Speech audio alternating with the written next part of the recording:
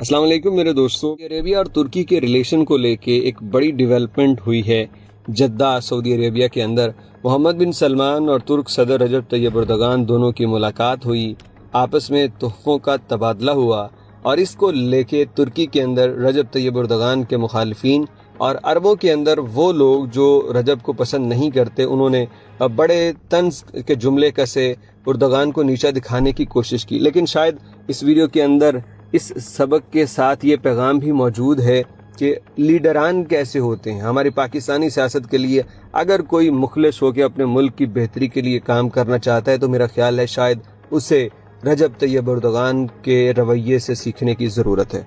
आप जानते हैं रजब साहब सऊदी अरेबिया के बहुत खिलाफ हो चुके थे जमाल खाशोगी के कत्ल के मौका पे। काफ़ी सख्त बयानात आए, बहुत कुछ इन्होंने सऊदी अरेबिया को कहा, लेकिन सऊदी क़यादत मुकम्मल तौर पे खामोश रही।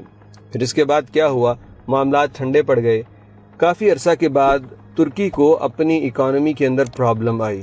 फिर रजब ने देखा कि मैंने यूएई से बिगाड़ ली, सऊदी अरेबिया से बिगड़ी हुई है, अरब मुल्क पीछे जा रहे हैं जिसकी वजह से मेरी इकॉनमी बर्बाद हो रही है।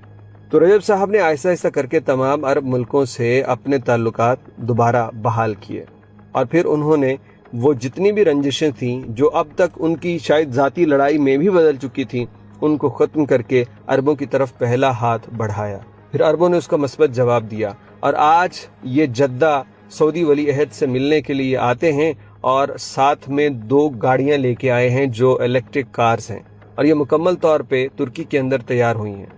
ये सऊदी अरब पहुंचे हैं, सफारती गुफ्तगू भी हुई और साथ में अपनी इकॉनमी को सहारा देने के लिए ये 2 कारें तोहफे के तौर पे शाह सलमान और मोहम्मद बिन सलमान को पेश की कि इससे हमारी एक तो पब्लिसिटी भी होगी और अगर सऊदी अरब इसमें इंटरेस्टेड हुआ तो वो ये कारें खरीदेगा, जिससे तुर्की को बहुत मदद मिलेगी।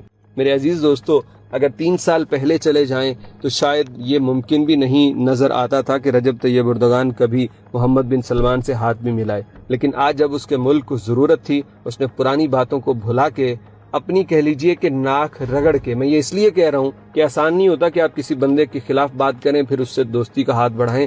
अपनी अना को ख़त्म करके रजब तैयब एर्दोगान आज अपने मुल्क की बेहतरी के लिए अरबों के साथ खड़े हैं।